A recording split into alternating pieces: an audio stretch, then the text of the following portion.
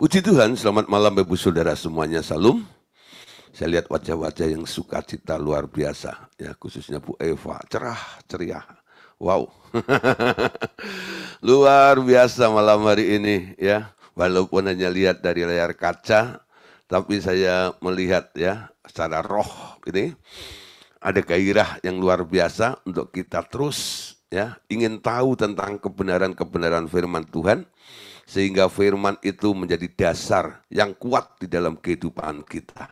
Oke, Bapak Saudara, kita malam hari ini akan melanjutkan materi kita yang sudah kita pelajari 2 kali ya, tentang pikiran Kristus. Ya. Nah, jadi saya harap ini bagian yang terakhir untuk malam hari ini, lalu besok kita akan masuk bab yang berikutnya. Nah, jadi tentang pikiran Kristus ini sifatnya mutlak. Artinya setiap orang yang percaya harus ya mengejar targetnya sampai kita memiliki yang namanya pikiran Kristus, ya. Nah, dalam pengejaran sampai kita memiliki pikiran Kristus semacam ini, banyak orang kadang-kadang agak bingung sedikit ya. Gimana caranya memiliki pikiran Kristus, ya? Nah, itu ternyata sebenarnya hal mudah. Paulus menolong kita. Pikiran Kristus itu sebenarnya bisa kita teladani dari apa yang pernah Yesus lakukan di muka bumi. Ketika Tuhan Yesus ada di muka bumi, inilah contoh besar ya, yang sangat penting yang harus kita tiru. Yaitu apa? Tentang ketaatan Kristus. Amin. Nah, kita tahu ya, apa sih yang dipuji oleh Bapak ketika Tuhan Yesus ini selesai dalam misinya di muka bumi ini? Paulus mencatat bahwa Bapaknya mengangkat Yesus sebagai atau Adonai atau Tuhan. Lalu sebelum diangkat sebagai Tuhan atau Lord atas semua ciptaannya itu, Allah Bapaknya itu berkomentar. Ya, nah karena kamu taat, maka kamu aku beri nama di atas segala nama. Setiap lutut boleh bertelut, setiap lidah boleh mengaku Yesus adalah Adonai. Yesus adalah Lord. Yesus adalah Tuhan. Tuhan. Nah, saudara ya. Jadi itu alasannya. Kenapa Yesus ditinggikan oleh Bapaknya? Karena Bapaknya bangga. Ya. Engkau telah mengerjakan sesuatu yang sangat-sangat sempurna. Dan ini bukan hanya sebuah prestasi bagi dirimu. Tapi apa yang dilakukan dalam bentuk ketaatan Yesus kepada Bapaknya itu sekarang ditinggalkan ya sebagai contoh, sebagai teladan bagi gereja Tuhan. Ya. Banyak orang hanya berpikir tentang mujizatnya.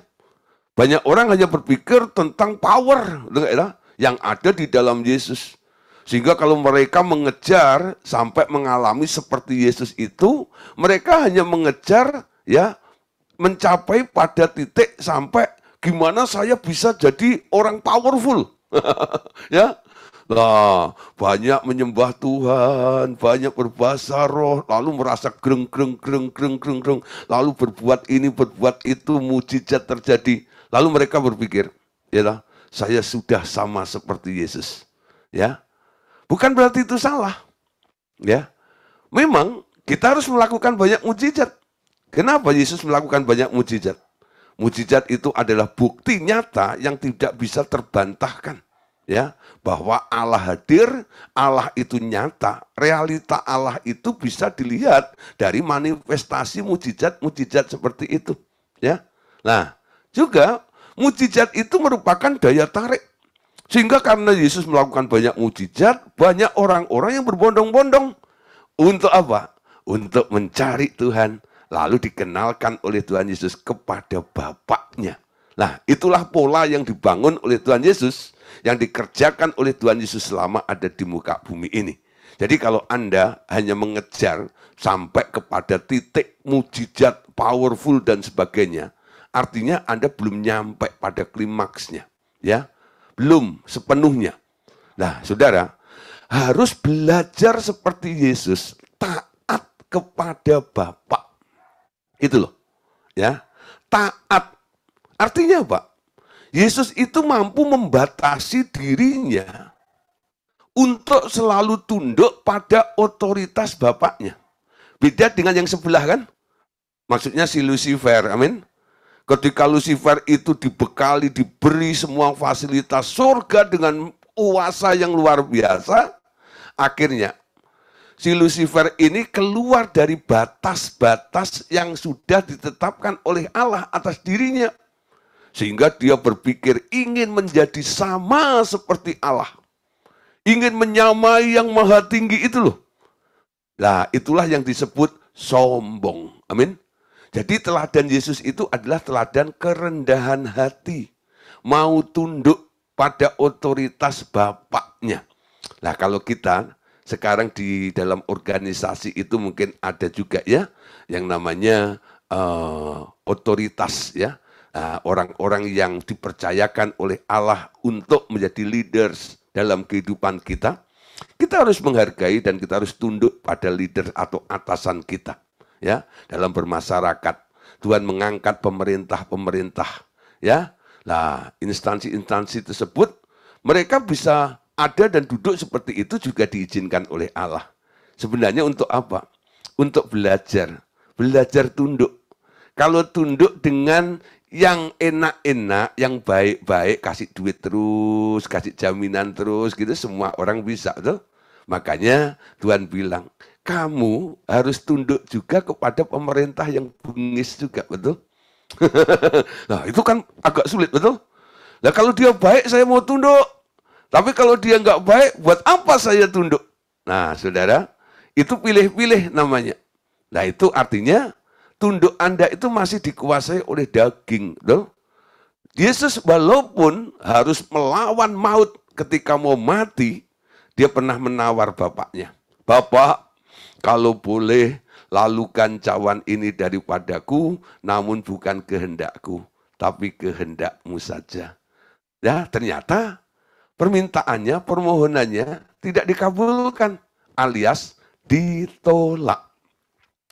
Di sini Tuhan Yesus tetap konsisten, ya. Aku mau belajar taat. Walaupun ini menyakitkan, ya. Walaupun bahaya menantang terjadi di depan saya. Yesus bilang, biarlah kehendakmu yang jadi. Ya wis, kalau itu memang apa yang engkau kehendaki. Itu namanya taat. Amin. Nah, saudara, orang yang taat tunduk di sini ini artinya, ya, pikirannya jadi tertib. Ya, pikirannya tertib. Memang kelihatannya kita ini kan harus punya kreativitas, kita kan harus punya keinginan dan sebagainya. Bagaimana dengan yang namanya keinginan? Bagaimana dengan namanya khayal? Bagaimana dengan yang namanya kreativitas manusia ini? Nah, saudara, kalau dibanding dengan Tuhan Yesus, Anda dan saya ini nggak ada sebandingnya ya. Yesus itu luar biasa kreativitasnya. Tapi walaupun dia penuh, ya, mampu berkreativitas, tapi dia tetap mau tunduk pada Bapaknya. Apapun yang akan dilakukan, semuanya ditunggu. Ide Bapaknya apa nih? Caranya bagaimana? Itu yang dilakukan oleh Tuhan. Banyak orang Kristen kadang-kadang kalau diajar seperti ini, gitu. Yang penting kan surga diuntungkan. Gitu. Yang penting mujizat kan terjadi dalam nama Tuhan Yesus. Nggak usah nanya Bapak lagi. Nah, kalau Anda mulai berpikir seperti itu, nilai ketaatan tidak akan Anda dapatkan di sini.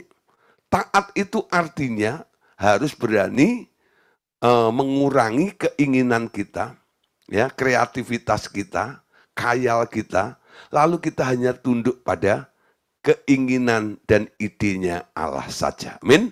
Oke, saudara, hari ini kita akan membahas tentang perkara khayal, keinginan, dan kreativitas manusia.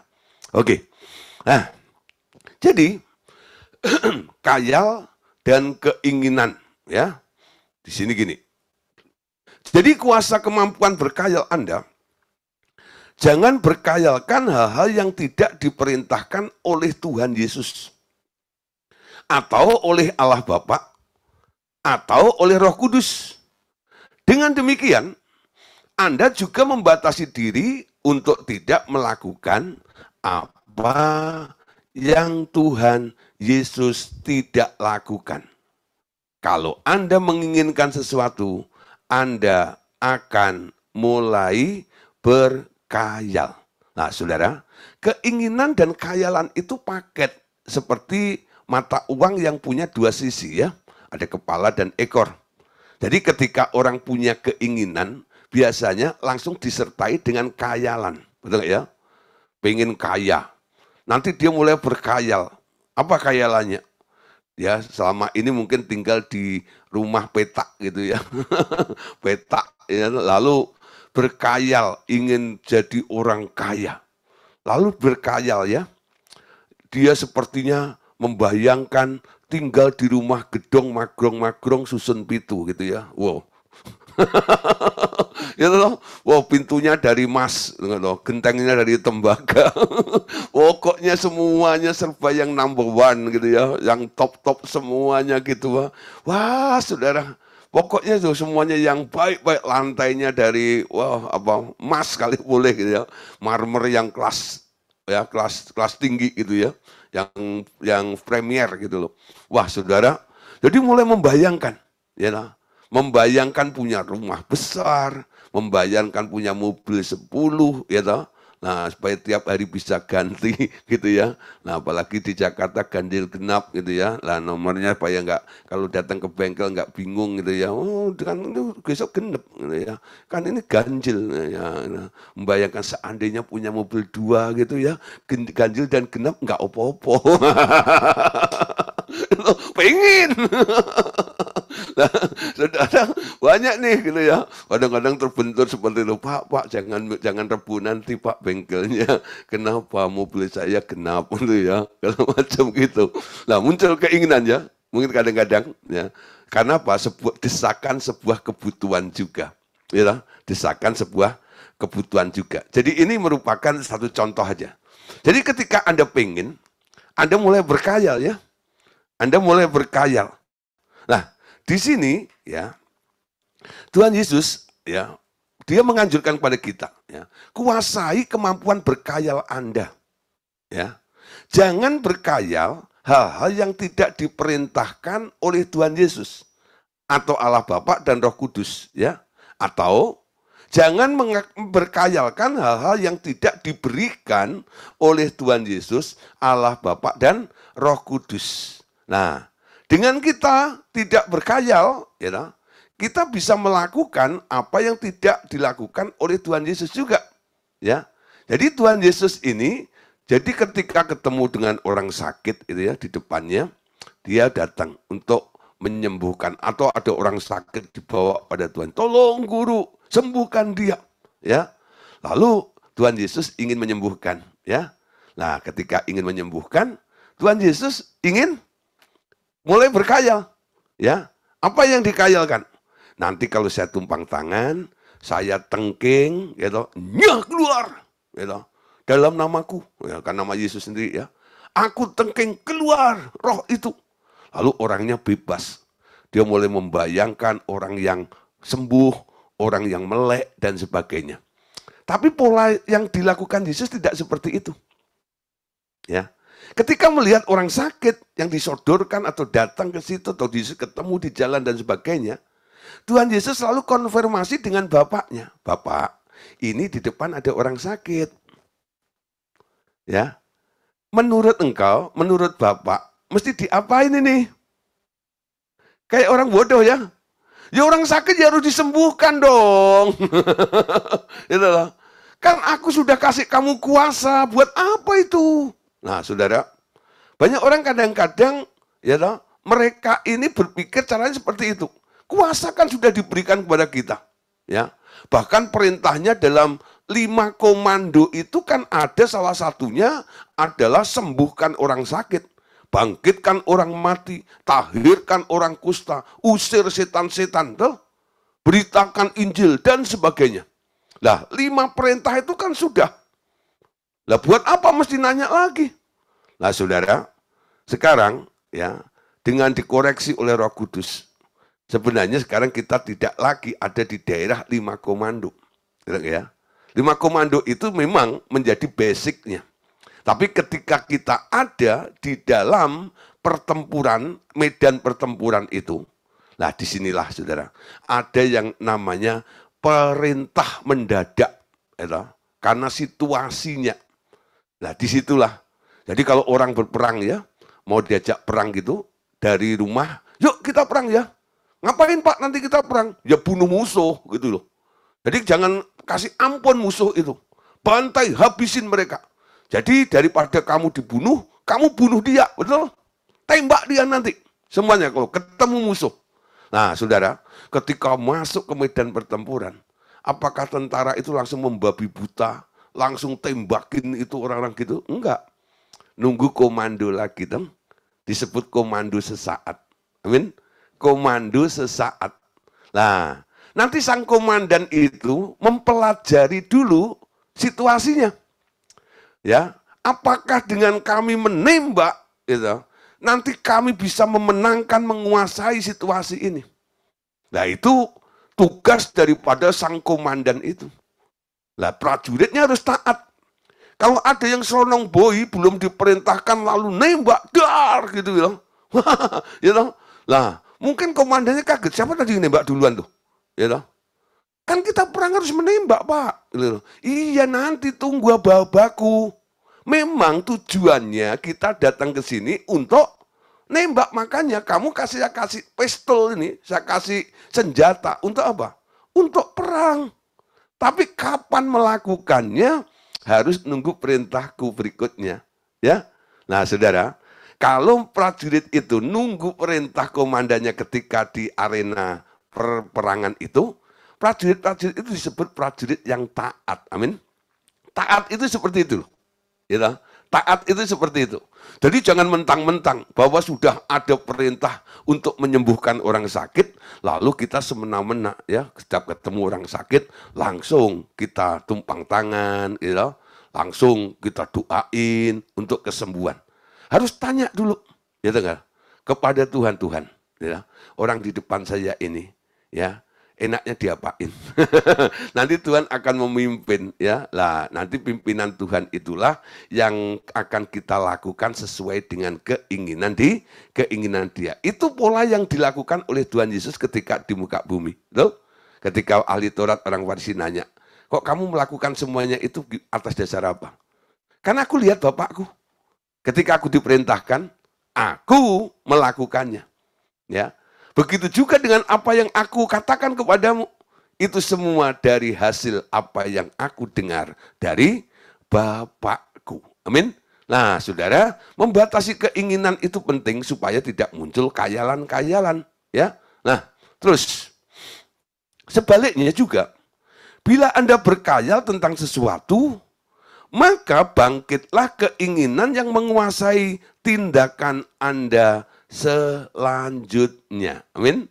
Jadi kalau tadi saya ambil contoh, Anda pengen kaya, lalu Anda membayangkan punya rumah yang besar, gitu ya. Nah, sebaliknya saudara, kalau Anda gitu, membayangkan rumah yang besar, nanti akan muncul keinginan dalam hidupmu untuk apa? Cari duit supaya kaya. Kenapa? Untuk punya rumah yang besar itu nggak mungkin bim salabim langsung Anda dapat, betul? Nah, Anda pengen ya kaya ini dan sebagainya untuk apa? Memenuhi apa yang Anda khayalkan itu. Nah, saudara, biasanya khayalan dibangkitkan karena menonton suatu contoh, ya, atau perbuatan orang lain. Ya, contoh nonton film, ya, atau membaca, melihat majalah dan bacaan atau cerita orang lain. Jadi di sini ya berhati-hatilah dengan khayalan di dalam pikiran Anda. Amin. Nah, saudara, khayal itu karena kadang-kadang kita dipengaruhi dengan lingkungan, apa yang kita lihat, apa yang kita dengar dan sebagainya. Yuk kita lihat satu ayat ini dalam 1 Yohanes 2:16. Sebab semua yang ada di dalam dunia, yaitu keinginan daging dan keinginan mata, serta keangkuhan hidup. Perhatikan, tidak berasal dari Bapa, melainkan ya, dari dunia. Nah, apa yang tidak berasal dari Bapa, melainkan dari dunia, ini disebut di sini ada 3 hal. Pertama, keinginan daging, keinginan mata, keangkuhan hidup. Ya, ada keinginan. Ya, pertama tadi keinginan daging. Daging itu maunya yang enak-enak. Ya, mata itu maunya yang indah-indah. Ya, nah, keangkuhan hidup itulah yang kadang-kadang membuat kita jadi sombong. Ya, 3 perkara ini adalah hal-hal yang tidak berasal dari Bapa, tapi berasal dari dunia. Jadi kalau Anda lihat orang-orang yang berpikiran duniawi, selalu dalam hidupnya ini yang dikejar 3 perkara itu. Keinginan daging, keinginan mata, serta keangkuhan hidup. Nah, saudara, untuk menjelaskan tentang ketiga hal ini, ya, malam hari ini kita lihat satu contoh nih dalam Perjanjian Lama. Ini contoh kejatuhan manusia dalam dosa. Kejadian 3 ayat 4 sampai 6. Tetapi ular itu berkata kepada perempuan itu, sekali-kali kamu tidak akan mati, tetapi Allah mengetahui bahwa pada waktu kamu memakannya, matamu akan terbuka dan kamu akan menjadi seperti Allah, tahu tentang yang baik dan yang jahat. Perempuan itu melihat bahwa buah pohon itu baik untuk dimakan dan sedap kelihatannya. Lagi pula pohon itu menarik hati karena memberi pengertian. Lalu mengambil dari buahnya dan dimakannya dan diberikannya juga kepada suaminya yang bersama-sama dengan dia, dan suaminya pun memakannya. Ya, jadi perhatikan Bapak Saudara, ya, kejatuhan manusia ke dalam dosa ini sebenarnya sama, identik dengan ditariknya manusia ini pada keinginan dunia, pikiran duniawi, yaitu tentang keinginan daging, keinginan mata, serta keangkuhan hidup. Nah, contoh gini ya, apa sih yang disebut keinginan mata ketika manusia ini akhirnya jatuh dalam dosa? Yang pertama, saudara ya, keinginan daging dulu ya. Jadi keinginan dagingnya apa di sini? Ya, jadi iblis itu menawarkan sesuatu yang lebih baik letaknya, ya. Nah, disinilah iblis berkata gini, sekali-kali kamu tidak akan mati. Ya, manusia ini kan takut pertama, karena buah itu dilarang, jangan sekali-kali kamu memakannya. Tapi iblis bilang, ya, kamu tidak akan mati. Tetapi Allah mengetahui bahwa kamu pada waktu memakannya, matamu akan terbuka dan kamu akan menjadi seperti Allah, tahu tentang yang baik dan yang jahat. Nah, saudara, jadi diseret, saudara, ditarik, ya, digiring supaya manusia ini berpikir, ya, kamu tidak akan mati kalau makan itu, tapi kamu akan jadi seperti Allah. Ya, nah saudara, Hawa dan Adam, Hawa waktu itu dia berpikir, wow, kalau saya jadi seperti Allah kan luar biasa, betul? Nah, disinilah saudara, dagingnya mulai dirangsang. Lalu muncul keinginan, ya, enak ya, jadi seperti Allah. Sebenarnya itu tipuan si iblis, bukan? Manusia itu waktu diciptakan oleh Allah kan sudah menjadi serupa dengan Allah, betul? Tapi iblis itu mengulang. Gitu. Tahu enggak, kamu akan menjadi seperti Allah. Nah, ini memancing saudara ya, memancing. Banyak orang kadang-kadang terpancing ya karena adanya contoh-contoh loh. Kamu akan jadi seperti itu loh, contohnya itu loh, itu enggak itu? Ah, ya, kamu akan jadi orang hebat seperti itu loh. Lalu dikasih contoh saudara. Tentang orang-orang yang hebat, tentang orang-orang yang berhasil, tentang orang-orang yang kaya dan sebagainya itu. Lalu Anda ditarik tuh, kamu mau nggak seperti itu? Daripada miskin terus kayak begini, utang terus gitu ya, bayarnya aduh gitu sampai bingung dan sebagainya gitu. Ayo, mau nggak jadi kaya seperti itu? Kayak orang kaya itu loh. Lalu ditunjuk nih, orang terkaya di Indonesia mungkin gitu ya. Kamu mau nggak kayak yang ini, Bos Jarum tuh. Lah, saudara mungkin ya, tuh enak kan hidup seperti itu. Lah, saudara, yang dipancing apa? Keinginan dagingnya seperti itu. Yang kedua, saudara, adalah keinginan mata. Dalam contoh ini dikatakan ayat yang ke-6, perempuan itu melihat. Amin. Kata melihat itu artinya pakai ya anggota tubuh yang namanya mata. Amin. Nah, matanya dipengaruhi sampai matanya punya keinginan, ya. Caranya gimana? Bahwa buah pohon itu baik untuk dimakan dan sedap kelihatannya. Wow, gitu ya. Jadi walaupun pohon itu buahnya itu sudah tiap hari dilihat oleh Hawa, tapi hari itu si iblis itu nunjukin tuh, lihat tuh, ya toh. Buah itu baik untuk dimakan dan sedap kelihatannya kan? Kenapa disebut sedap kelihatannya? Ya toh? Karena Hawa belum pernah memakannya di situ, ya. Nah, kalau kamu makan nanti kan kamu tahu rasanya seperti apa. Amin. Nah, yang ketiga adalah keangkuhan hidup. Nah, ini bicara tentang hati, ya. Lagi pula pohon itu menarik hati karena memberi pengertian. Jadi apa yang dia lihat itu akhirnya menguasai hati seseorang itu. Dan apa yang terjadi? Tindakannya akhirnya dia setuju dan memakan, dan bukan hanya memakan sendiri, tapi juga menyeret suaminya untuk jatuh bersama-sama di sini. Nah, saudara, jadi boleh kita simpulkan begini. Tahu tidak bahwa menginginkan sesuatu yang diperintahkan Tuhan adalah dosa. Mungkin Bapak Ibu Saudara kaget dengan pernyataan ini ya. Tahu tidak bahwa menginginkan sesuatu yang bukan diperintahkan Tuhan adalah dosa. Setuju malam hari ini? Setuju? Menginginkan sesuatu yang tidak diperintahkan Tuhan adalah dosa. Coba katakan sendiri, supaya telinga Anda mendengar apa yang Anda katakan juga. Ini menjadi pengakuan tekad kita bersama-sama malam hari ini.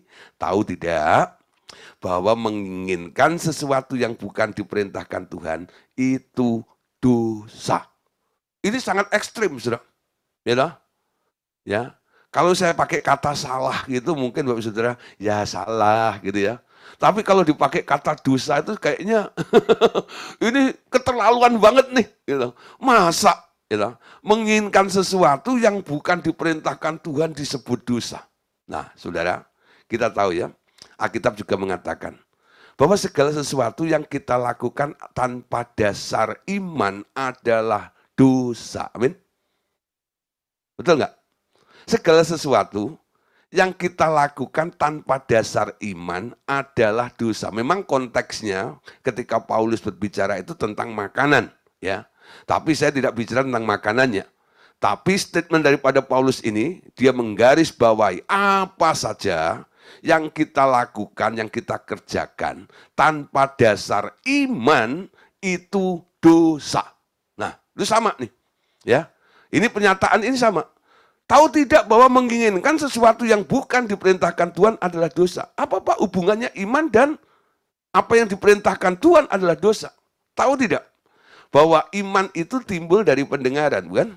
Pendengaran oleh firman, firman Kristus. Jadi iman itu bekerja karena ada yang berfirman. Ketika Kristus berfirman, ketika Allah berfirman kepada Anda, lalu Anda mendengar firman itu, lalu Anda mengerjakannya, artinya apa? Anda melakukan segala sesuatu atas dasar iman. Kalau ditanya, kok kamu lakukan seperti itu? Atas dasar apa? Atas dasar Tuhan ngomong. Itu sama nanti ketika Yesus ditanya oleh ahli Taurat, Kok kamu melakukan seperti itu atas dasar apa? Ini semua karena Bapakku. Ya toh? Bapakku yang memerintahkan. Bapakku yang memberi contoh kepadaku. Bapakku melakukannya, maka anak juga melakukannya. Nah, saudara, itu nilai ketaatannya di sini ini. Kita belajar ya. Jadi malam hari ini, pelajarannya sedikit ekstrim nih. Ya, saya lebih baik mengajarkan ekstrim daripada Anda jadi eksim. Nah, jadi mending ekstrim, amin. Nah, kenapa saudara? Pemuridan ini harus mengajar sesuatu yang ekstrim, amin. Bukan yang biasa-biasa. Karena apa? Pemuridan ini harus mengubah, menaikkan standar hidup Anda. Yesus pun saudara, ketika dia berdoa dengan murid-muridnya, dia maju selangkah, amin. Nah, hidup kita tuh seperti itu. Pak, tapi yang lain kan nggak begitu. Ya lah. Yang lain itu kan, ya yang penting berkat tercurah. Ya lah. Mujizat. Ya lah. Kok yang gini-gini nggak usah lah, Pak. Gitu ya. Nah, Anda mau nggak jadi orang yang disebut taat, memiliki pikiran Kristus? Ya. Nah, kalau Anda mau menjadi orang yang memiliki pikiran Kristus, hidup taat seperti Kristus taat, kita harus punya statement yang baru hari ini. Tahu tidak bahwa menginginkan sesuatu yang bukan diperintahkan Tuhan, itu adalah dosa. Amin. Nah, ini contohnya Hawa tadi, ya. Iblis menjatuhkan Hawa dengan membangkitkan keinginan Hawa untuk memakan buah yang dilarang oleh Tuhan untuk dimakan. Perhatikan ya. Jadi keinginan daging, ya, keinginan mata, keangkuhan hidup tadi itu digoyahkan, ya, namanya dipengaruhi, ya, oleh ular itu kepada perempuan ini. Sehingga Hawa, ya, bangkit keinginan untuk memakan buah. Buah yang mana? Buah yang dilarang oleh Tuhan untuk dimakan. Nah, ini kesimpulannya apa? Hawa melakukan apa yang tidak diperintahkan oleh Tuhan. Akibatnya Hawa jatuh dalam dosa. Amin. Jadi melakukan apa yang tidak diperintahkan oleh Tuhan, menginginkan sesuatu yang bukan diperintahkan Tuhan, itu akan membawa Anda, menyeret Anda untuk menjadi berdosa. Untuk perbuatan dosa dalam kehidupan kita. Amin. Nah, saudara, keinginan itu harus dibasmi ternyata. Oh Pak, ini lebih ekstrem lagi Pak. Masa keinginan harus dibasmi itu gimana? Paulus, Bapak Ibu Saudara, yang pernah berkata, kami memiliki pikiran Kristus. Paulus ini membaca tentang 10 perintah Allah. Dan hukum yang ke-10 itu ternyata berkata begini. Dalam Keluaran 20 ayat 17. Jangan mengingini rumah sesamamu.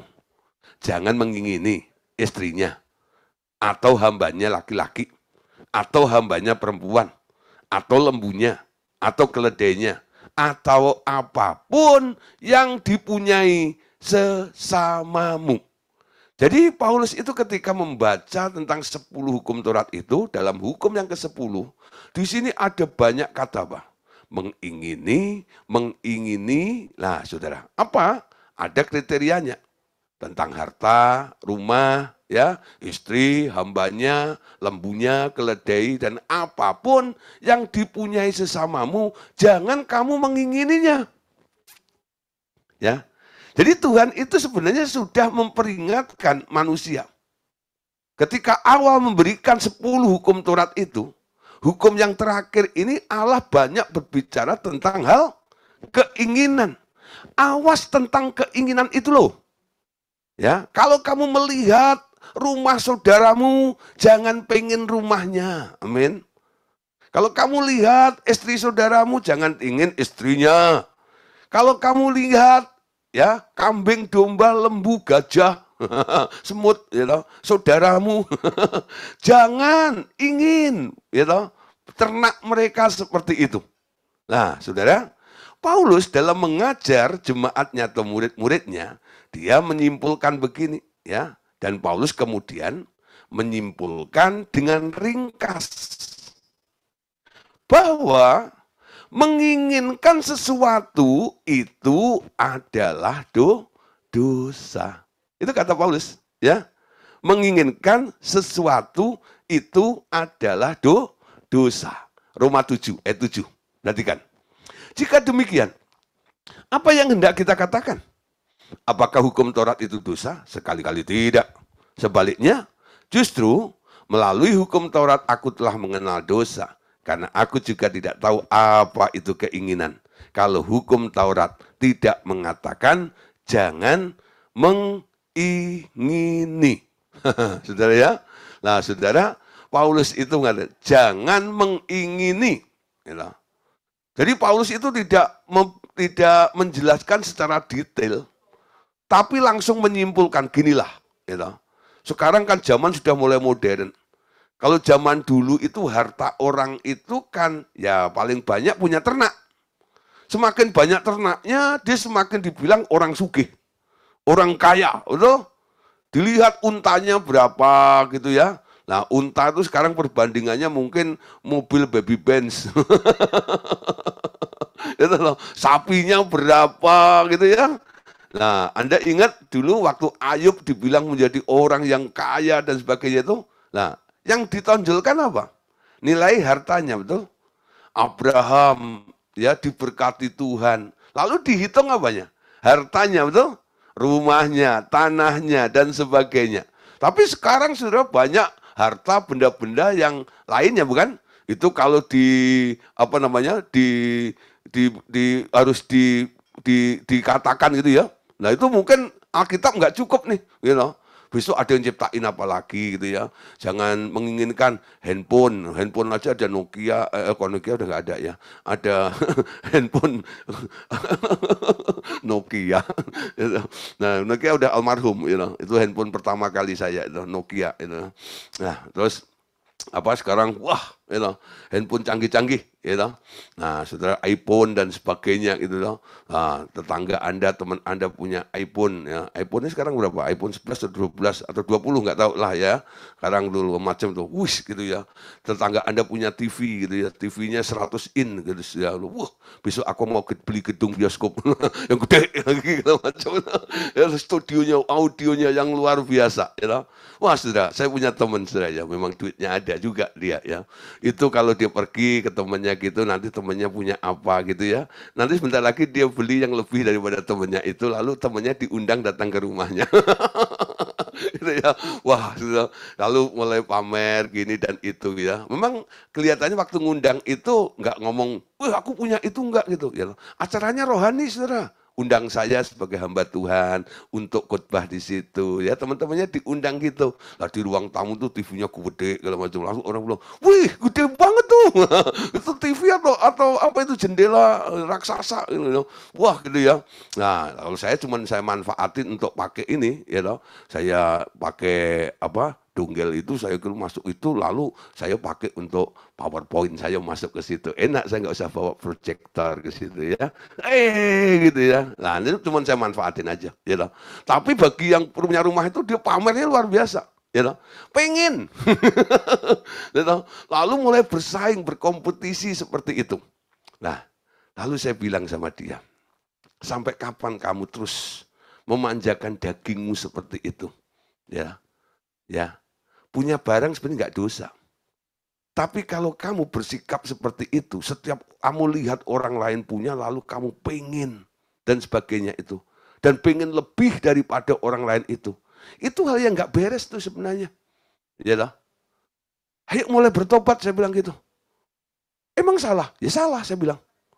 Bukan hanya salah, saya bilang. Dosa, saya bilang. Kaget dia, bilang gitu. Saya pikir pasti nggak akan undang saya lagi. Tapi undang terus sudah. Ada orang tuh aneh. Udah tabok kayak begitu tuh, tetap aja tuh pengen dengerin Gideon.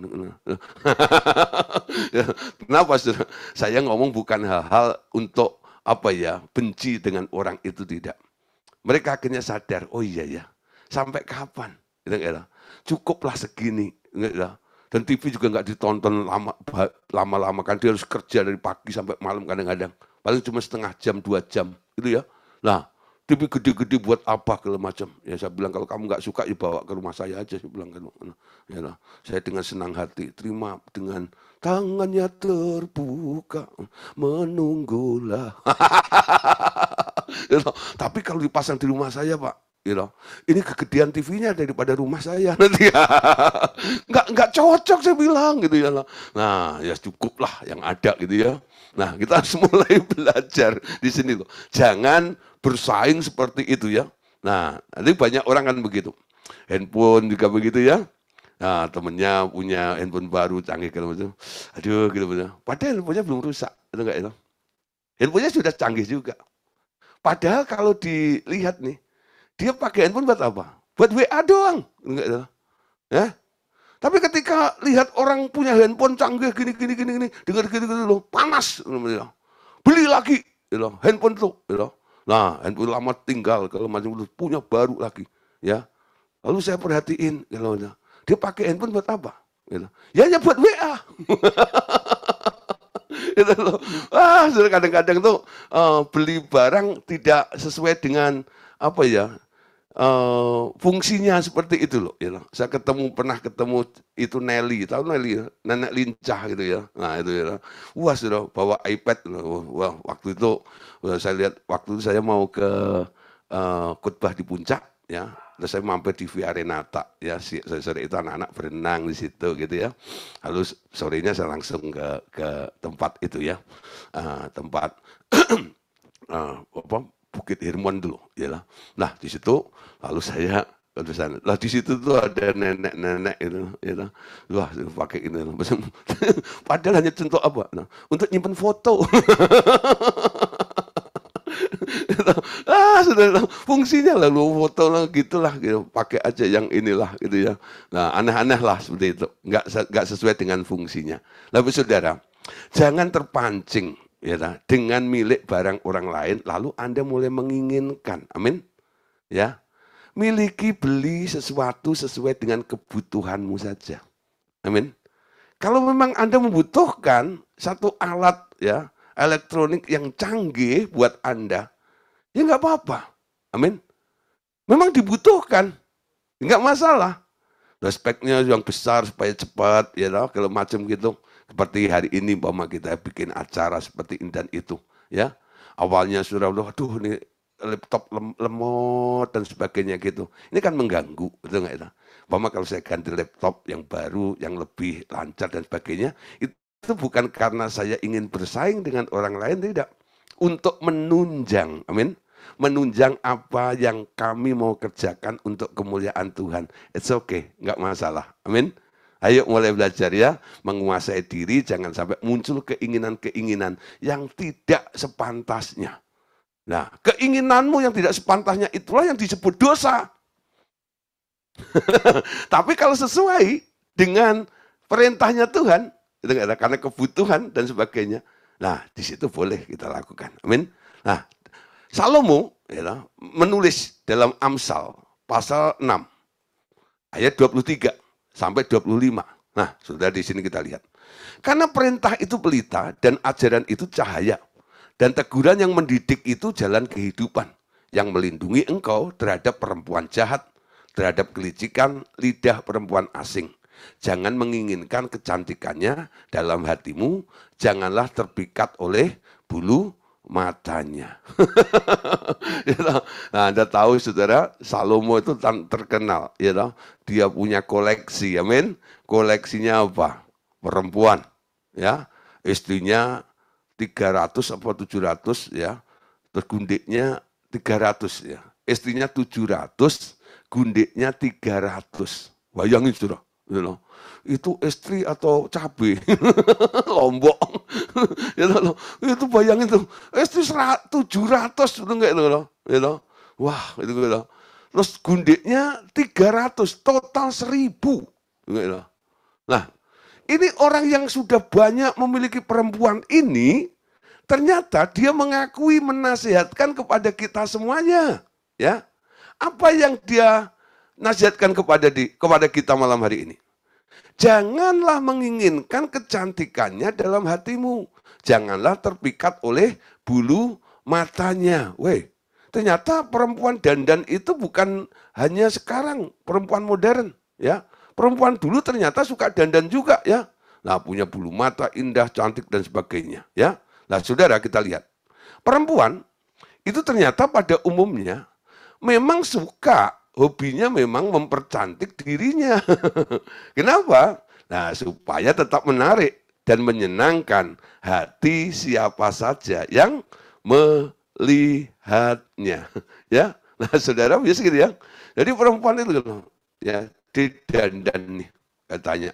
Ngapain sih lu dandan? Gitu ya. Ngapain sih? Coba dah. Coba nih saya tanya ibu-ibu ini, ya buat Maida, hot mida. Kenapa Bu kalau mau kondangan dandan gitu? Coba. Sampai beli baju baru gitu ya. Padahal masih punya baju ya, yang banyak gitu ya, masih bagus-bagus gitu ya. Nah, beli baru lagi. Ya, tanya, kenapa masih bajunya baru? Gitu. Kan ini pernah dipakai. Itu enggak. Kenapa? Ya nanti apa kata orang?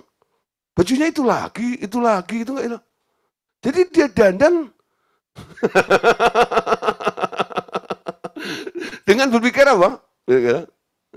Supaya orang melihat, kata baju saya, gitu ya. Nah, do make up dan sebagainya supaya apa? Supaya orang melihat, ya lah. Ini nanti gimana nih? Waduh, pelan-pelan gitu ya. Ini bikin apa namanya? Alis segala macam gitu, jangan sampai kepanjangan gitu ya, segala macam gitu ya. Diukur dulu sentinya, kalau macam gitu ya. Nah, pakai lipstiknya jangan sampai begini kayak Semar nanti gitu ya, atau Bagong gitu. Nah, ya. Jadi benar-benar segala macam. Supaya apa? Memang dia selalu berpikir, nanti orang kalau memperhatikan saya harus sempurna. Amin. Di depan orang itu. Wow, Bu, itu ya, luar biasa. Itu rambut berapa lama, Bu, sasaknya gitu ya. Ibu semalam nggak tidur ya, gitu ya. Jadi benar kadang-kadang gitu. Ada saya pernah kenal seorang ibu ya. Nah, dia usianya udah 90 lebih. Ya. Pokoknya kemana-mana itu rambutnya selalu rapi, disasak dan sebagainya gitu. Pagi-pagi nih, ya, ada persekutuan doa, ya, jam 8, ya, setengah 9 lah di kantor itu. Berarti dia berangkat dari rumah kan jam 7-an, ya. Ya, tinggal di Meruya, ya, mau ke Sudirman segala macam itu kan bisa setengah 7 lah gitu. Nah, ketemu di sana itu, ketemu dengan anak-anak yang di sana itu kantor gitu ya, ditanyain, tante, tante kapan ini segala macam tuh, tante semalam nggak tidur ya, atau mungkin sorenya pakai gitu loh tidurnya berdiri. Saya dengar seperti itu tuh geli kalau macam gitu ya. Nah, saudara, terus saya pulang gitu ya, bareng sama tante itu, ya namanya Tante L, dia bilang, Tante L, gitu. Kenapa tante harus gini? Ya, saya harus tampil sempurna. Oh gitu ya tante, ya bagus juga sih tante gitu ya. Tapi bukan untuk menyombongkan supaya orang itu melihat kami rapi seperti itulah. Tapi ini contoh aja sih ya. Itu sampai orang itu wah. Ini contoh-contoh. Salomo tadi katakan apa? Jangan menginginkan kecantikannya, jangan menginginkan bulu matanya. Nah, gara-gara tulisan Salomo ini, sekarang sudah orang bisnis bulu mata. Itu kok itu? Hah? Saya lihat kadang-kadang itu ya, itu perempuan-perempuan itu tempel di sini pakai isolasi apa itu, lakban kali ya, gitu ya. Nah, itu tempel di sini nanti bulu matanya bisa lentik, segala macam itu. Padahal bulu mata aslinya dicukur.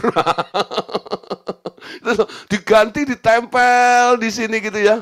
Nah, satu kali kehujanan gitu ya. Lemnya ngelontok surah itu ya. Lalu dia tuh pas nangis gitu tuh, terus satu lepas dia nggak tahu surah. Jadi bulu matanya tinggal satu. Nah, saudara, Salomo tadi katakan jangan menginginkan bulu matanya. Tadi bulu mata itu daya tarik perempuan kayaknya. Nah, tapi bukan hanya perempuan sekarang ya. Anda lihat ya artis-artis Korea itu cowok-cowoknya itu kadang-kadang wah dandannya luar biasa juga ya. Nah, ternyata di sini nih ya saya pakai ini contoh artis Korea ini ya. Demikian pula tentunya laki-laki nih. Suka membuat dirinya mempesona juga ya. Wah, saudara ada yang all plus dan sebagainya sampai seperti itu, ya. Tapi Salomo berkata, ya. Jangan mengingini, ya. Jangan terpikat, ya. Atau terpesona karenanya. Karena ketampanannya, karena kecantikannya, ataupun karena bulu matanya. Amin. Nah, sekarang kita harus melatih diri. Melatih apa di sini? Berlatih untuk tidak menginginkan apapun di dunia ini, termasuk cantiknya perempuan. Atau juga sebaliknya, pesonanya laki-laki. Kecuali Tuhan yang bilang, itu adalah jodohmu. Amin. Ya, satu kali ada seorang mau menikah. Ya. Nah, kebetulan di tanggal 18 saya memberkati pernikahan di Gunung Geluis, di Royal Tulip, Bogor, gitu ya. Nah, terus dia itu konseling sama saya. Ketika datang utama, karena saya kenal sama si anak laki-lakinya ini, saya bilang nih, kamu menikah dengan dia kenapa? Gitu. Ya dia cantik. Oh dia cantik gitu. Oh, bukan dia perempuan. Iya juga Pak. Iya dia cantik Pak. Ya. Saya bilang cantik itu bisa laki-laki loh. Saya bilang bisa laki-laki loh. Laki-laki bisa cantik ya. Nah, kamu bisa ketipu. Gitu. Karena laki-laki kadang-kadang lebih cantik daripada perempuan. Gitu. Ya, gitu. Saya nggak bisa niruin.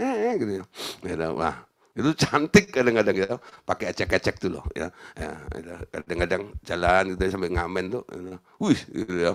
Nah saudara cantik gitu. Saya tanya, kamu menikah karena apa? Ya karena dia cantik Pak, lo macam gitu. Makanya saya nikah dengan dia. Oh gitu. Nah saya bilang gini, kalau kamu menikah karena cantiknya, ya berarti kamu menginginkan kecantikan. Saya kasih ayatnya tadi itu. Coba sekarang gini ya, kamu tanya Tuhan, benar nggak itu jodoh dari Tuhan? Kamu disuruh nggak menikah dengan dia atau tidak?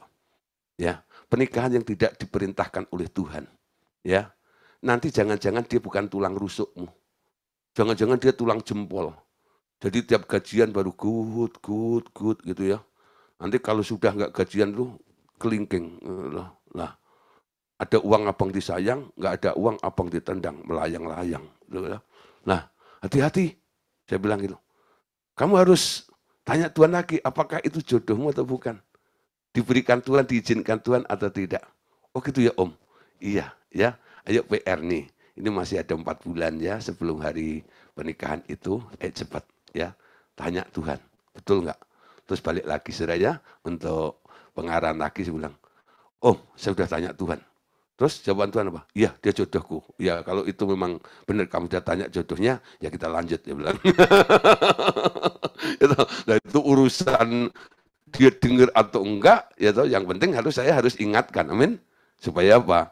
Benar-benar perempuan yang akan menikah dengan dia itu adalah jodoh yang diberikan oleh Tuhan kepadanya, amin. Nah, saudara, melihat sesuatu yang cantik atau yang mempesona, memang adalah menyenangkan hati, betul? Itu tidak dilarang. Seperti menikmati cantiknya bunga di halaman tetangga. Tetapi berhentilah sampai di situ. Jangan izinkan hatimu untuk menginginkannya, apalagi ingin memetiknya untuk kau miliki, ya.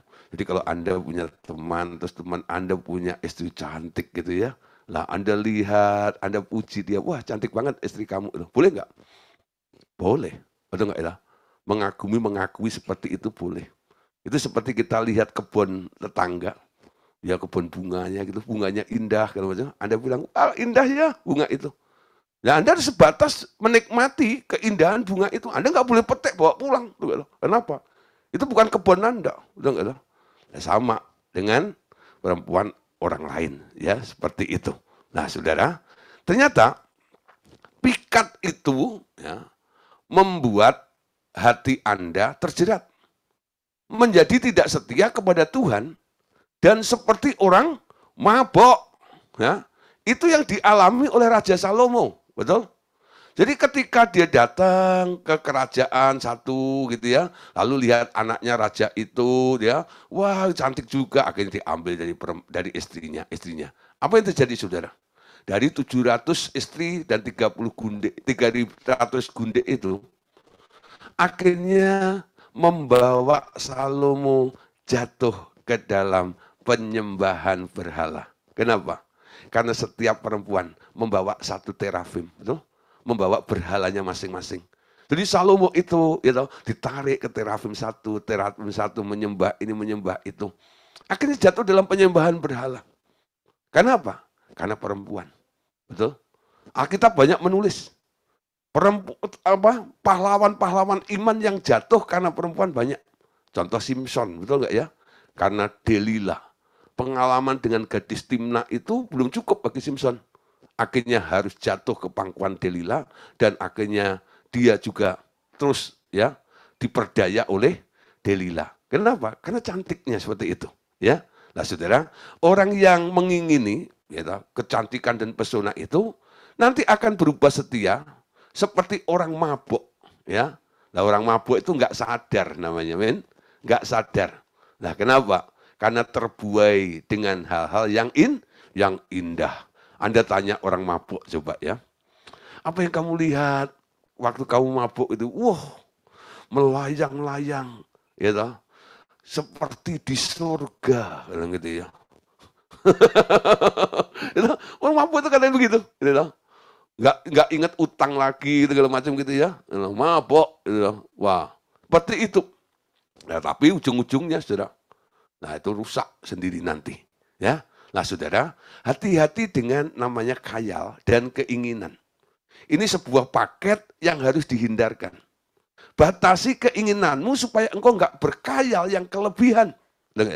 Jangan berkhayal sesuatu, ya, lalu Anda punya keinginan nantinya.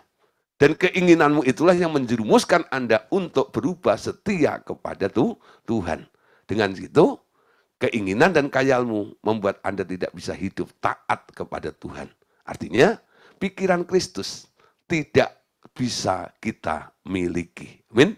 Nah, saudara, penghalang lagi dari orang memiliki pikiran Kristus apa?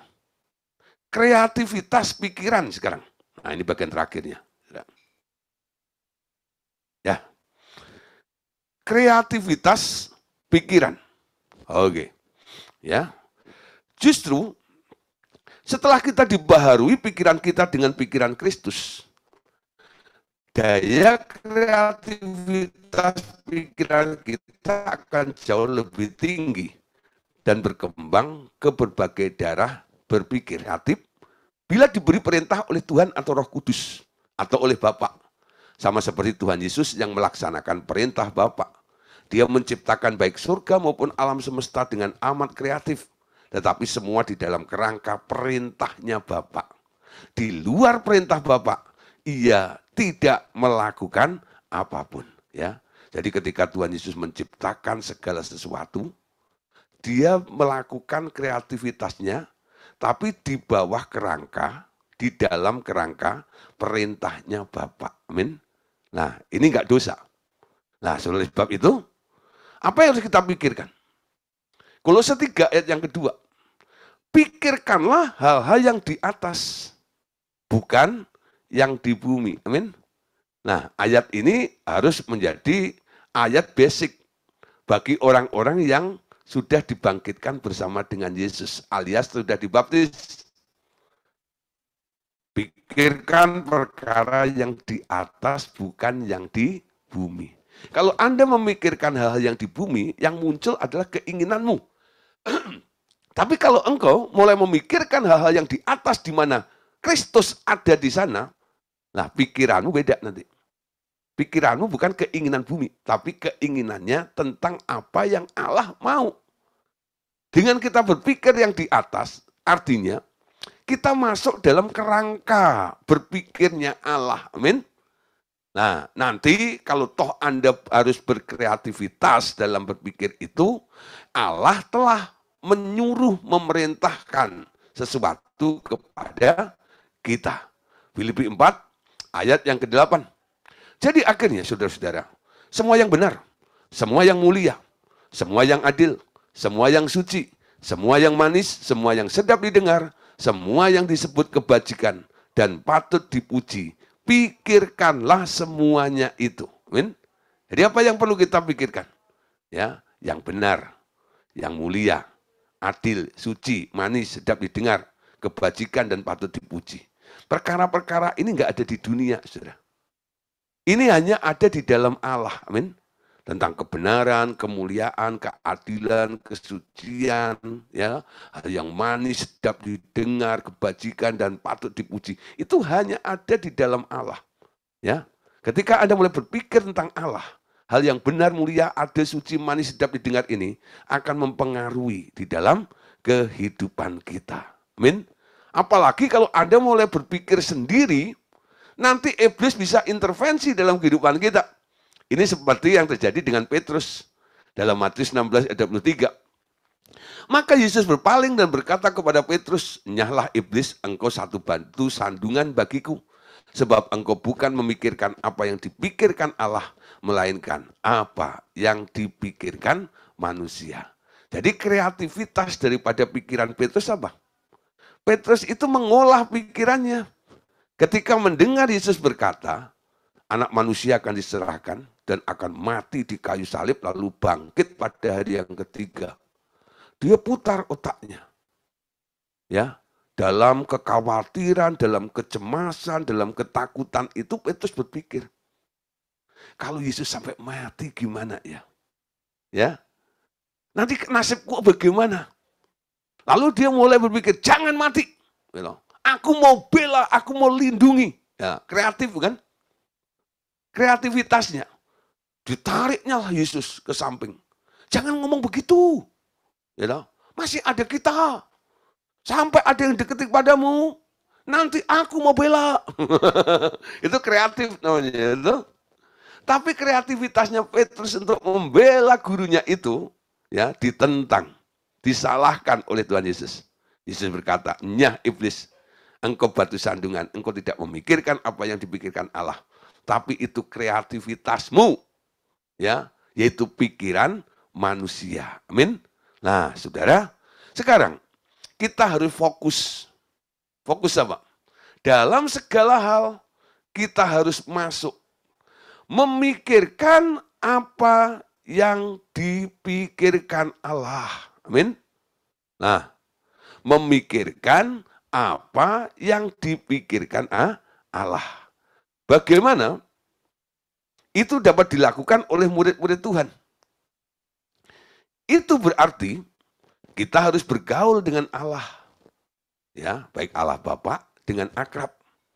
Dia akan memberitahu hal-hal yang kita tidak pernah ketahui, sehingga kita tahu segala hal yang tersembunyi, baik di masa depan maupun di masa lampau atau yang ada di tempat lain. Ya, ku ingin selalu bersekutu denganmu. Nah, ketika Anda bersekutu dengan Allah, bergaul karib dengan Dia, nah, saudara, apa yang terjadi? Tuhan akan memberitahu hal-hal. Bahkan hal yang tidak kita ketahui, apa yang tersembunyi, baik itu masa depan maupun di masa lampau, atau mungkin hal-hal yang ada di tempat lain. Nah, saudara, di sini betapa sering sebenarnya pikiran kita ini menjadi batu sandungan bagi Tuhan dalam menjalankan rencananya. Kenapa? Karena kita sering masih memikirkan apa yang dipikirkan manusia. Nah, saudara, ada kesaksian ya yang ditulis di sini. Nah, di sini Bapak Ibu Saudara, ini kesaksian daripada Pak Andreas ya. Bagaimana kesaksian ini bagus sekali ya. Pak Andreas ini sampai dituliskan ini ya. Satu hari ketika Pak Andreas bercakap-cakap dengan Allah Bapa, Pak Andreas hanya mendengar saja Bapak.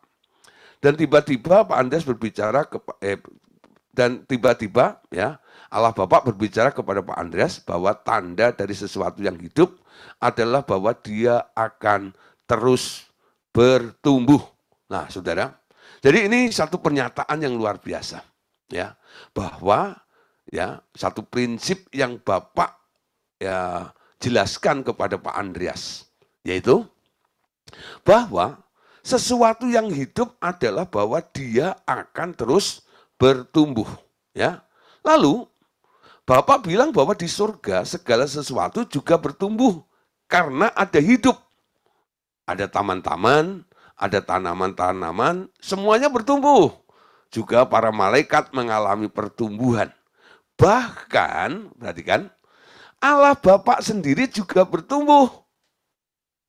Ia atau Allah Bapa bertumbuhnya di dalam hikmat tentunya. Ya, nah saudara, Pak Andreas menerima penjelasan ini dengan bertanya-tanya. Mengapa Bapak menceritakan ini kepada Pak Andreas? Kurang lebih 6 bulan kemudian, dalam tahun 2005, Pak Andreas harus melayani seseorang namanya Sarah. Ya, seorang yang bertumbuh sangat tajam dalam hal hikmat dari surga. Ya, tapi karena jiwanya terkurung oleh rasa takut akibat dominasi ayahnya, seorang perfeksionis yang selalu menuntut dia melakukan semua hal dengan sempurna, jiwanya malah menjadi kerdil karena selalu takut tidak sempurna. Ya, dia takut dicela ayahnya terus-menerus. Ketika Pak Andreas mendoakannya, ya, Sarah itu langsung masuk ke dalam dunia roh dan mulai bereaksi. Sarah mulai menolak Pak Andreas karena takut disuruh menjadi hamba Tuhan. Ya. Nah, Sarah selalu takut bertemu dengan banyak orang, ya, karena merasa minder berbicara di depan orang banyak. Nah, di sini dengan mata tertutup Sarah itu berkata, Saudara, ya.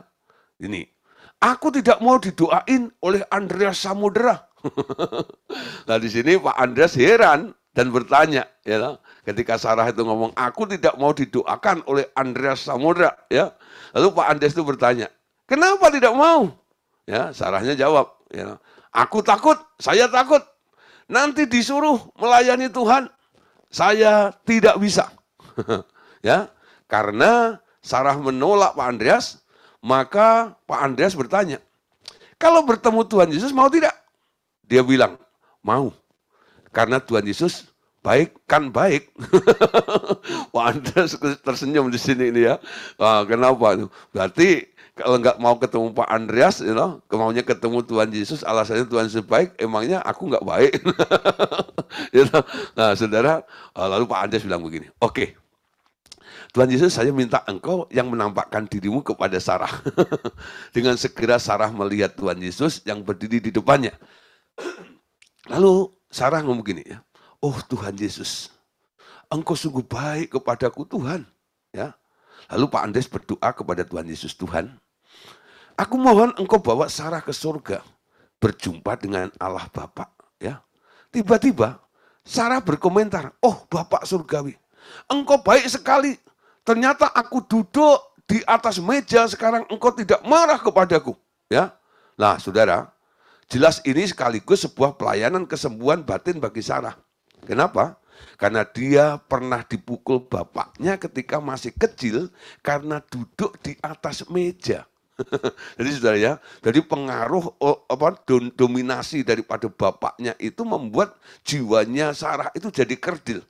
Tapi ketika ketemu dengan bapak ini, dia melihat, ya, sebuah figur bapak yang sempurna ada di situ ya. Nah, saudara, ini hanya bahasa visionnya aja ya. Duduk di atas meja, engkau tidak marah kepadaku, itu artinya apa?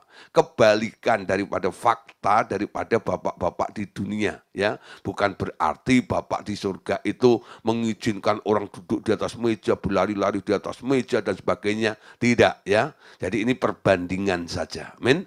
Nah, saudara, terus Pak Andreas berkata gini, ya. Lalu Pak Andreas berkata kepada Sarah, Sarah, coba tanya kepada Bapak, apakah di surga itu segala sesuatunya bertumbuh di sana?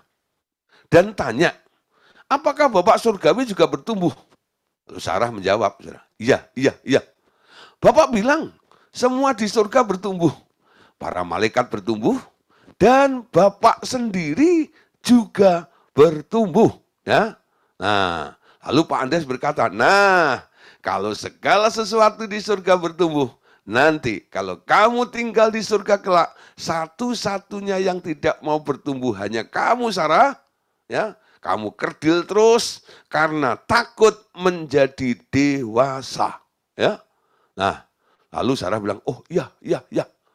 Kalau begitu aku mau bertumbuh, ya aku mau menjadi dewasa. Ya. Lalu Pak Andres berdoa untuk Sarah. Ya. Lalu Pak Andres berdoa baginya, dalam nama Tuhan Yesus, aku enyahkan sekarang pikiran-pikiran ketakutan, takut menghadapi orang-orang, takut disalahkan orang terus. Aku buang sekarang kurungan pikiran ketakutan yang dibentuk oleh ayahnya, yang menuntut kesempurnaan dari Sarah hingga menjadi takut tumbuh ini.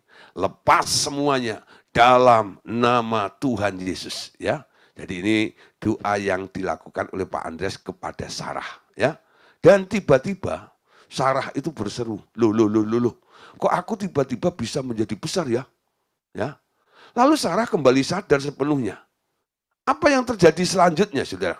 Ya, Sarah akhirnya setelah melalui pelayanan tadi didoakan oleh Pak Andres tadi, Sarah mulai bertumbuh menjadi pemberani.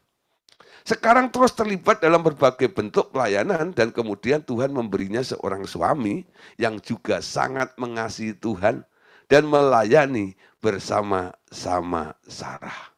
Jadi kesimpulannya, ya, apa yang Bapak ceritakan dahulu, ya, telah menolong seseorang terlepas dari belenggu ketakutan menjadi alatnya Tuhan. Amin.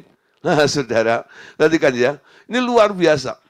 Hasil daripada orang yang selalu tanya dekat kepada Tuhan itu, banyak hal konfirmasi yang Bapak nanti akan nyatakan.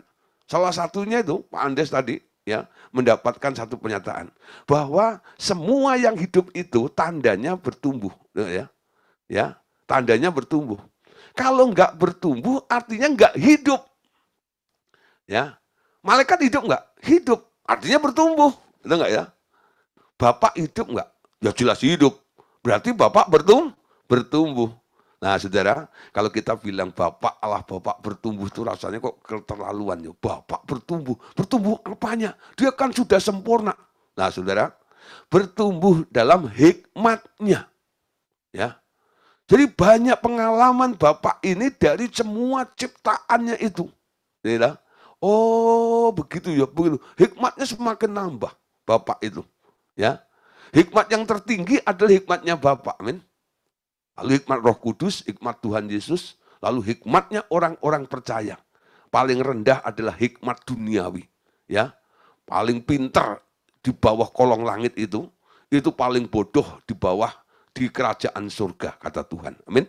Nah, saudara, orang-orang yang yang memiliki pikiran Kristus, terus hidup bergantung kepada Allah, ya, bersekutu dengan Dia. Nanti, saudara, akan diangkat oleh Allah menjadi sahabat Kristus. Amin. Nah, saudara. Jadi, menjadi sahabat Kristus ini nggak banyak. Ya, banyak orang mengklaim dirinya jadi anaknya Allah. Tapi untuk menjadi sahabat Kristus ini adalah perlu orang-orang yang menyerahkan keinginannya, kesenangannya untuk sahabatnya. Bahkan nyawanya untuk sahabatnya. Nah, caranya untuk menjadi sahabat Kristus dengan selalu berdialog dengan Allah Bapa, dengan Tuhan Yesus dan Roh Kudus. Kita dipersiapkan untuk menghadapi hal-hal yang akan datang. Hal-hal ya yang nampaknya sulit dilakukan. Semua dapat diselesaikan dengan hikmat Allah sendiri nantinya. Juga hal-hal yang tidak kita ketahui, ya, yang tidak diketahui oleh manusia. Dia suka membuka rahasia-rahasia yang tertutup dan tersembunyi, ya, bagi anak atau sahabatnya di sini. Oke, saudara, kita tutup dengan ayat ini ya. Markus 4 ayat 21 sampai 23. Ya, di sini kita lihat. Lalu Yesus berkata kepada mereka, mungkinkah orang membawa pelita supaya ditempatkan di bawah tempayan atau di bawah tempat tidur? Bukankah supaya ditaruh di atas kaki pelita? Sebab tidak ada sesuatu yang tersembunyi yang tidak akan dinyatakan dan tidak ada sesuatu pun rahasia yang tidak akan tersingkap. Siapa yang mempunyai telinga untuk mendengar, hendaklah ia mendengar. Ya, nah saudara, satu ayat lagi, ya, Yohanes 15 ayat 15. Aku tidak menyebut kamu lagi hamba, sebab hamba tidak tahu apa yang diperbuat oleh tuannya.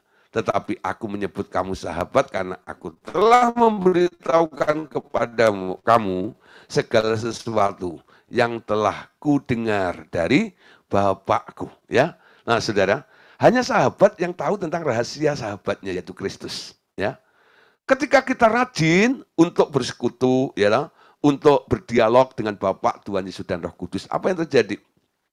Yesus tadi katakan, ya, ketika pelita itu menyala, ya, tidak ada sesuatu yang tersembunyi yang tidak akan dinyatakan.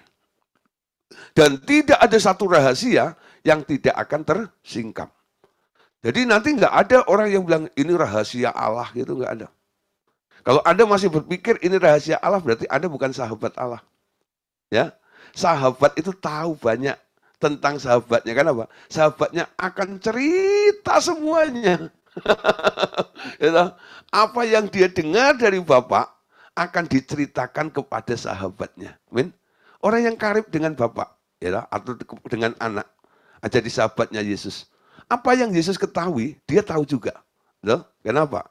Yesus tidak menutup, ya, dia buka semuanya. Hanya untuk kelas para sahabat ini. Nah, kabar baiknya Bapak Saudara, dia mengangkat Anda dan saya sebagai sahabat. Dia selalu mau share semua yang dia pikirkan kepada kita. Amin. Berhenti menghabiskan waktu untuk berpanjang-panjang mengumbar semua kebutuhanmu dan pikiran Anda panjang-panjang lebar kepada dia dalam doa-doamu, tetapi sebaliknya lebih banyak waktu mendengarkan pikiran-pikiran dia dan hargai persahabatan ini selama-lamanya, ya. Nah, saudara, kalau kita masuk dalam hadirat Tuhan, datang kepada Tuhan, ya, jangan banyak menuang pikiranmu kepada dia. Entah itu tentang kebutuhanmu atau apapun juga panjang-panjang. Amin. Nah, tapi lebih banyak apa? Lebih banyak pengen tahu, dengarkan dia ngomong apa, ya. Buka hati, bejana hatimu diisi dengan rahasianya Allah. Sekarang buat suatu pernyataan, saudara. Pernyataan ini sangat penting, ya. Tugas dan ucapkan keputusan Anda. Boleh diulangi beberapa kali sampai tatanan pikiran Anda menyesuaikan diri dengan ucapan seperti ini. Yuk kita baca sama-sama, ya. Kita akan baca 3 kali, ya. Nanti Bapak Saudara kalau pikiranmu belum tertata, Anda boleh ulang 1000 kali juga nggak apa-apa, ya. Nah, yuk baca sama-sama ya. 2, 3, 4. Aku tidak akan membiarkan pikiranku berkhayal kemana-mana kecuali Tuhan menyuruh aku memikirkan yang ditugaskannya kepadaku dan tidak akan melakukan sesuatu yang tidak dia perintahkan kepadaku. Ya, sekali lagi. Aku tidak akan membiarkan pikiranku berkhayal kemana-mana kecuali Tuhan menyuruh aku memikirkan yang ditugaskannya kepadaku dan tidak akan melakukan sesuatu yang tidak dia perintahkan kepadaku. Ya, sekali lagi, ya. Aku tidak akan membiarkan pikiranku berkhayal kemana-mana kecuali Tuhan menyuruh aku memikirkan yang ditugaskannya kepadaku dan tidak akan melakukan sesuatu yang tidak dia perintahkan kepadaku. Bapak Saudara, dengan mengatakan ini, ya, ini bukan rapal atau jimat, bukan, ya, tapi ini hanya untuk menolong supaya menata pikiran Anda, ya. Nanti kalau Anda sudah tertata pikiran, bisa nangkep pikiran Tuhan, tugas-tugas yang diberikan oleh Allah kepada Anda, nah Anda nggak usah ngakuin ini lagi. Anda tinggal dengar apa yang Tuhan ingin nyatakan kepada Anda semuanya. Amin. Oke, Bapak Saudara, terima kasih untuk malam hari ini. Kita sudah bersama-sama menyelesaikan tentang pikiran Kristus. Tuhan Yesus memberkati kita semuanya. Amin.